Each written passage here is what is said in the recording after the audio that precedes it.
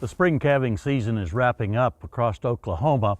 Now I think is a good time for producers to go through the spring calving cows because they're at the peak of lactation and examine to see if there's cows in your herd that have unsound udders.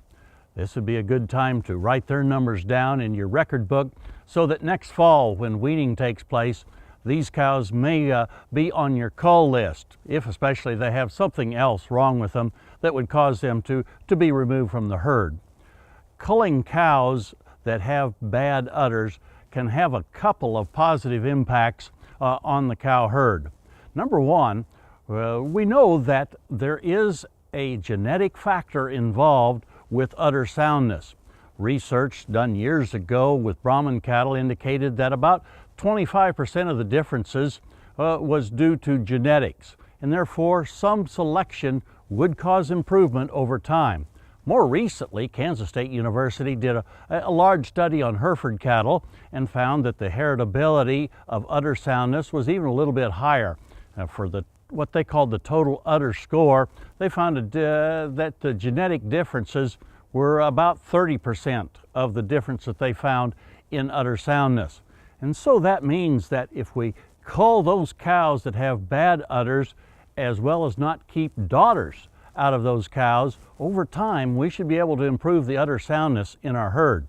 The other side of the coin that comes to play in a more immediate sense is that research here at Oklahoma State has shown us that cows with one or more unsound quarters would be ones that would produce less milk, and therefore their calves would wean on an average of 50 to 60 pounds lighter than cows with 4 sound quarters on their udder.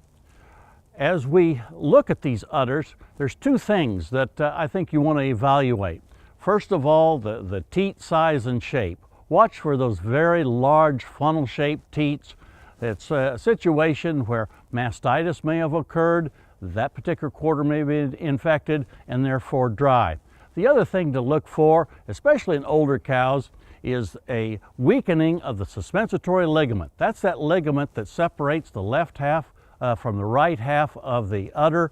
And in many cases, as they get older, that weakens and allows that udder to drop down and be closer to the ground area.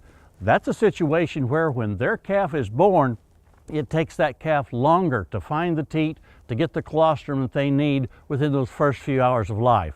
Look at those particular kinds of problems and see if they exist in some of the cows in your herd. And then next fall, let's go ahead and see if that's not a pretty good reason to go ahead and pull her out and cull her and not save her heifer calf. We hope this improves your herd in the future, and we certainly look forward to visiting with you again next week on Sunup's Cow Calf Corner.